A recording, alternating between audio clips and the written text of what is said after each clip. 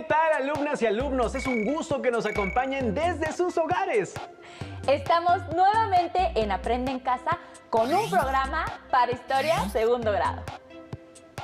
Deseamos que se encuentren bien y conviviendo con tranquilidad y paciencia.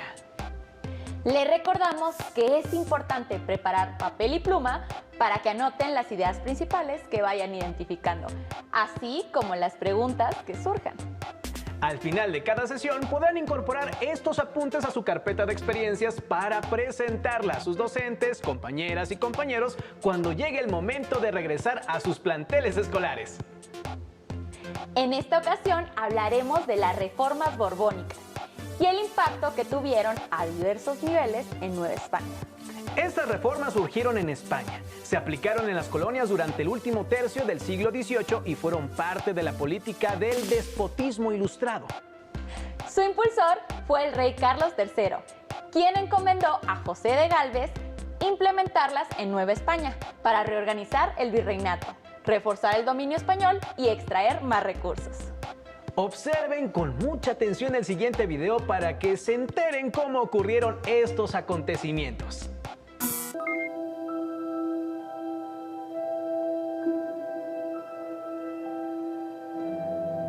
En la segunda mitad del siglo XVIII, los reyes españoles de la Casa de Borbón, Carlos III y Carlos IV, sumidos en una terrible bancarrota económica, emprendieron una serie de reformas profundas para asegurar el control de sus colonias en América, conocidas como las reformas borbónicas.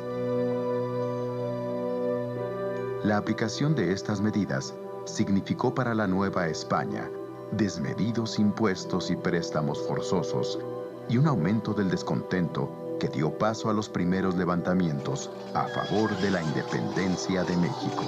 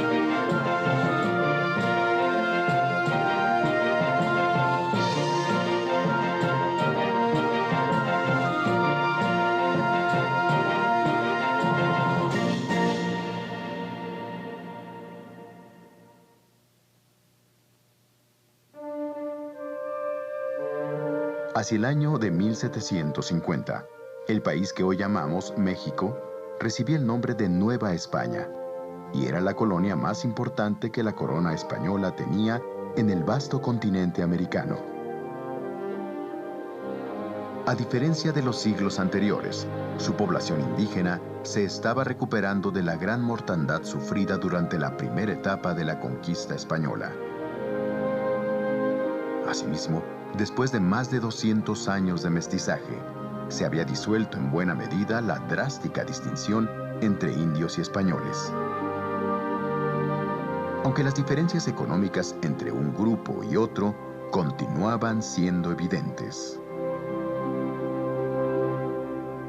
El de la colonia era el virrey, en el cual depositaba el monarca español las más importantes tareas como administrar, vigilar, cobrar impuestos y encabezar las operaciones militares.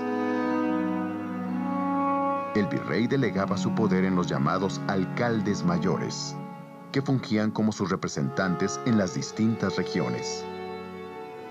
Dado que los alcaldes mayores y otros funcionarios no recibían un sueldo, se les permitía valerse de sus cargos para hacer negocios personales de todo tipo. Por ejemplo, compraban mercancías locales a muy bajo costo y luego las vendían en otras localidades a un costo muy alto. Sus negocios así eran tan buenos que dichos cargos se ponían en venta al mejor postor. Aunque los funcionarios virreinales estaban obligados a garantizar que el rey de España obtuviese íntegros los impuestos, rentas y otros tributos de la Nueva España, en la práctica, buena parte de estos recursos se repartían entre el propio virrey y sus funcionarios.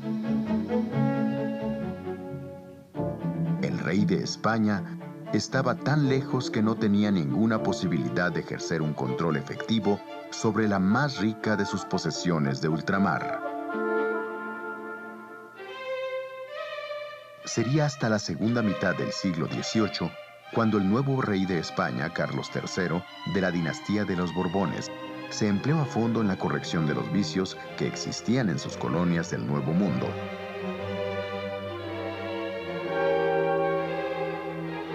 Inspirados en las ideas del llamado despotismo ilustrado, igual que muchos reyes europeos, los Borbones cambiaron su forma de gobernar, construyendo un gobierno autoritario y eficiente, obsesionado con la idea de extraer cada vez más riquezas de los territorios bajo su dominio. La voracidad repentina del Estado español, además de seguir las ideas de moda, obedecía a causas de verdadera emergencia. Debilitada por la contundente derrota en la llamada Guerra de los 7 Años, donde perdió el territorio de la Florida a manos de los ingleses, la corona española veía amenazadas el resto de sus posesiones coloniales. Además de los ingleses que en el Caribe ya habían invadido Cuba, también los indios apaches y los colonos europeos y estadounidenses en el norte de la Nueva España amenazaban con tomar posesión de territorios que la corona no podía defender cabalmente. Sacar dinero y recursos de donde fuese, y en el menor tiempo posible para fortalecer el imperio, serían desde entonces los propósitos más importantes de la política española en sus dominios de América. A estas políticas se les conocería como las reformas borbónicas.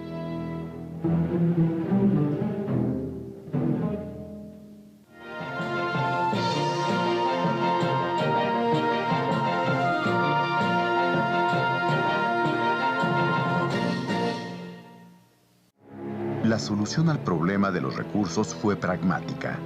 Había que sacarlos de donde siempre habían salido, principalmente de las arcas novohispanas. De esta forma, para realizar un diagnóstico confiable sobre las medidas que deberían tomarse, el rey Carlos III necesitaba a un hombre determinado, inteligente y, sobre todo, de una lealtad indestructible. Lo encontraría en José de Gálvez, un malagueño de 41 años con gran experiencia política y una firme convicción sobre las medidas que debían tomarse. Puesto a recorrer los territorios de la Nueva España, el llamado visitador general se dedicaría durante años a tomar nota de todo lo que debía ser juzgado y corregido, lo mismo en el terreno económico que en el político y el militar.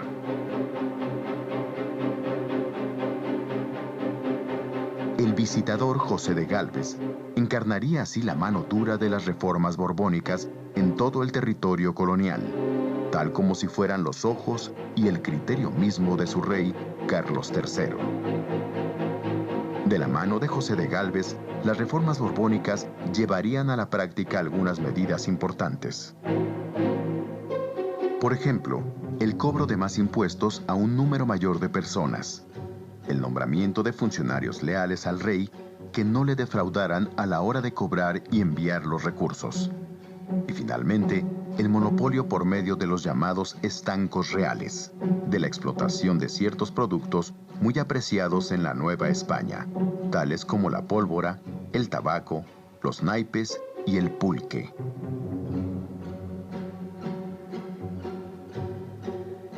En cuanto a la plata, el principal producto de exportación, se mantuvo una política de apoyo a los mineros bajando los precios del azogue y la pólvora, materiales que eran necesarios para la producción de las minas. Con esta política proteccionista, la producción aumentó considerablemente junto con los ingresos reales.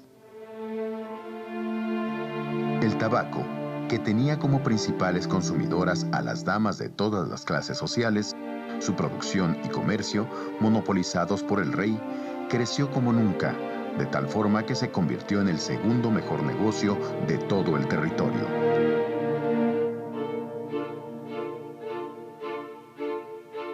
Asimismo, dispondrían con audacia la legalización del aguardiente y ordenarían su venta a través del estanco real.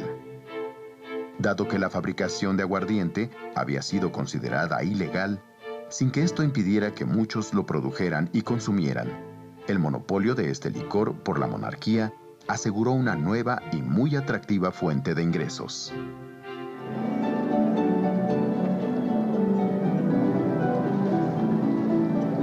Los juegos de azar, las ferias y las famosas peleas de gallos constituyeron otras fuentes de buenos ingresos para la realeza. En una apertura inusitada de los puertos y fronteras, en lo que se llamó el comercio neutral, también se permitió que la Nueva España pudiera hacer negocios con algunos países que no estaban en guerra con la corona, dando como resultado el florecimiento de nuevos negocios.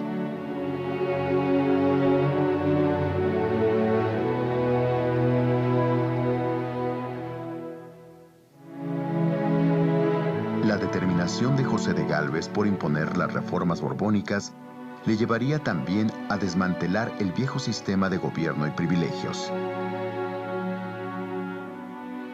En el nuevo esquema gubernamental, el territorio novohispano se dividió en 12 grandes regiones llamadas intendencias reales, que dieron una nueva organización a la Nueva España. Para gobernarlas, se sustituyó a los antiguos alcaldes mayores por funcionarios que con el nombramiento de intendentes deberían tomar las decisiones más importantes en lo que tocaba a la economía, la justicia y la acción militar. A diferencia de los alcaldes mayores, los intendentes se encontraron sujetos a un sueldo fijo, debían obediencia estricta al monarca y estaban impedidos para lucrar por cuenta propia. Esta organización territorial, a pesar de que causó en un principio conflictos por la fijación de fronteras entre las intendencias, sirvió de base, tiempo después, para la conformación de los estados que hoy constituyen la República Mexicana.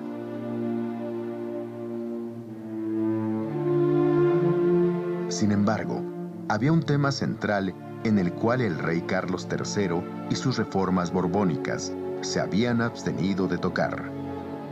Se trataba de la religión y del enorme poder de la Iglesia en la Nueva España. En 1767, un decreto real ordenó la expulsión de la Orden de los Jesuitas de la Nueva España y de todas sus colonias en América. Los jesuitas, cuya labor había sido clave en la colonización de las áridas y peligrosas tierras del norte, habrían de abandonar en menos de un año el país que habían forjado por más de 2 siglos. Su gran influencia como educadores revolucionarios, su negativa a obedecer al rey de España antes que al Papa, y su desdén por las políticas oficiales, terminarían enfrentándolos al monarca. En el reducido núcleo de habitantes novohispanos, que gozaba de cierta educación, la expulsión de los jesuitas, que en buena medida habían sido sus maestros, causó un gran malestar contra las autoridades españolas. Asimismo, las nuevas disposiciones que permitían al Estado castigar a los sacerdotes que violaban la ley civil provocaron indignación entre la gente humilde, quienes veían en los custodios de la Iglesia a seres semidivinos, no solamente por su intervención en cuestiones religiosas, sino porque afectaba a los intereses del virrey y sus funcionarios, y también porque la bonanza económica solo beneficiaba al rey. Las reformas borbónicas encontraron desde el principio grandes resistencias. Estas resistencias forzaron un cambio en la política del nuevo rey Carlos IV. La nueva forma de gobernar de la corona española se vio reflejada claramente en la reducción del poder de los intendentes o gobernadores locales, los cuales, a la muerte de José de Gálvez, debieron supeditarse al virrey de la Nueva España en turno, conocido como el Segundo Revillagigedo.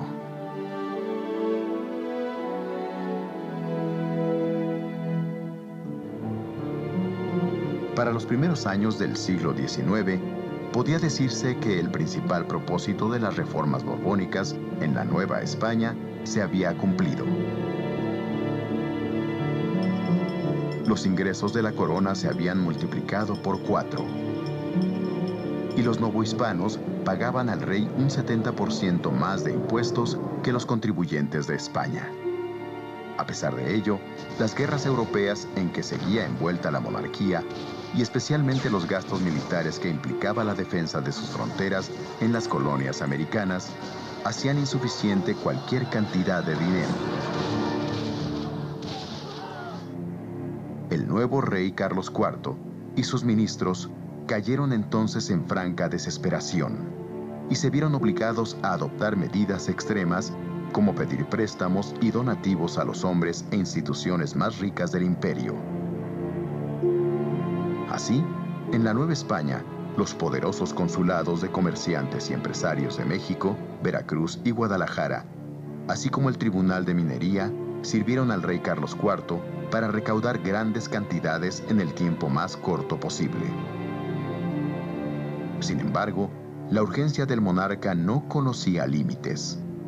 El rey se apropió también de los recursos de los pueblos y villas más humildes, de los bienes de las comunidades indígenas y del dinero que los funcionarios civiles y militares guardaban para sus viudas en los llamados montepíos. En 1804, el rey ordenaría la aplicación de una medida extrema que terminaría de empobrecer e indignar a los ciudadanos novohispanos. Mediante un decreto real, obligó entonces a la Iglesia a entregarle los recursos que tenía guardados en un fondo especial, compuesto por los pagos que muchos ricos y pobres le daban para que efectuara misas para la salvación de sus almas.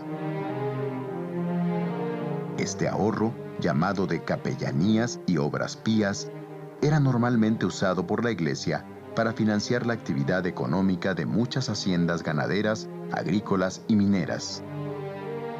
Combinado con una terrible época de sequías, hambre y gran mortandad indígena, el préstamo forzoso que el rey sacó de la Iglesia dejó a la Nueva España en una situación gravísima, propicia ya para el levantamiento armado.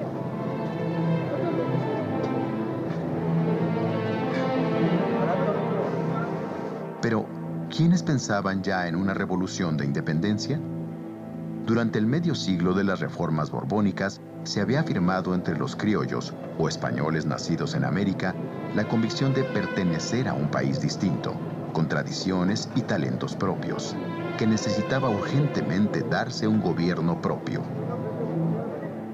La idea de evitar con la independencia el constante abuso de las autoridades españolas iría propagándose a lo largo y ancho del país. Irónicamente, el espíritu que animaba las reformas borbónicas, exaltación de la razón, del conocimiento y del antidogmatismo, contribuiría a la creación de un ambiente propicio para las ideas revolucionarias.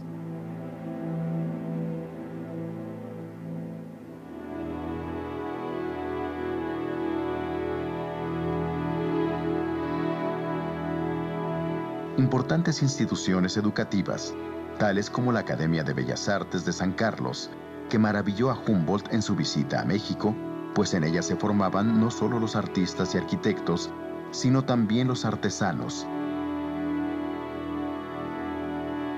Así como el Colegio de Minería, verdadera vanguardia de la ciencia y las técnicas, si bien fueron creaciones de los reyes borbónicos, se volvieron cada vez más símbolos de orgullo local para refutar aquello que se decía en España, que tratándose de cultura, no se hacía nada en América que valiera la pena.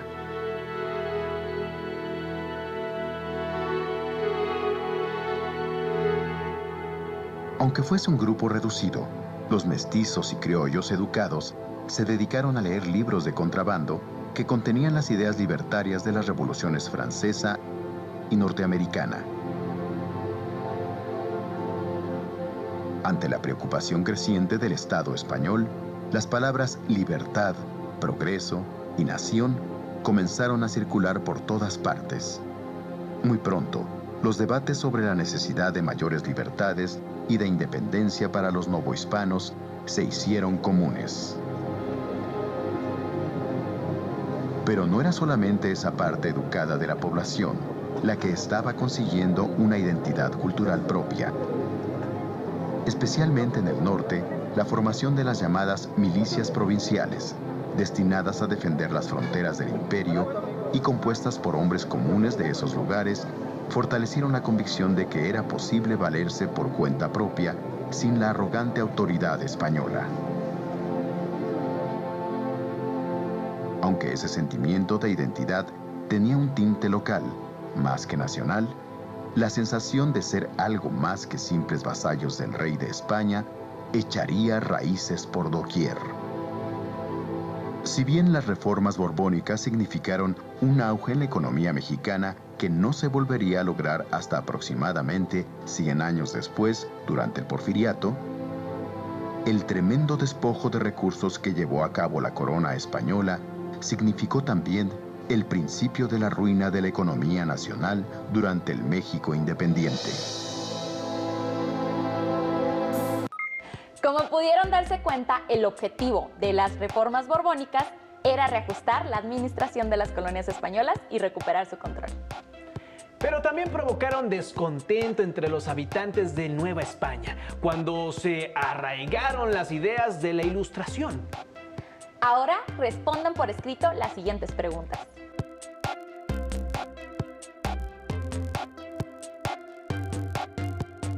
¿Creen que era necesaria la aplicación de todas esas reformas? ¿Por qué?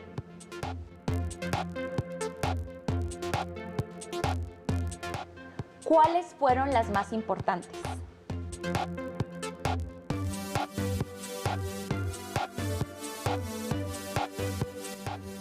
¿A qué sectores de la población afectaron más?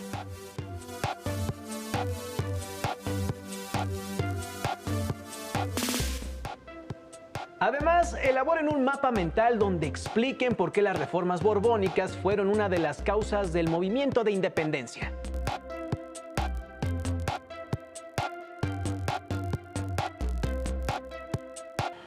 Recuerden guardar sus respuestas, el mapa mental y las demás anotaciones en su carpeta de experiencias.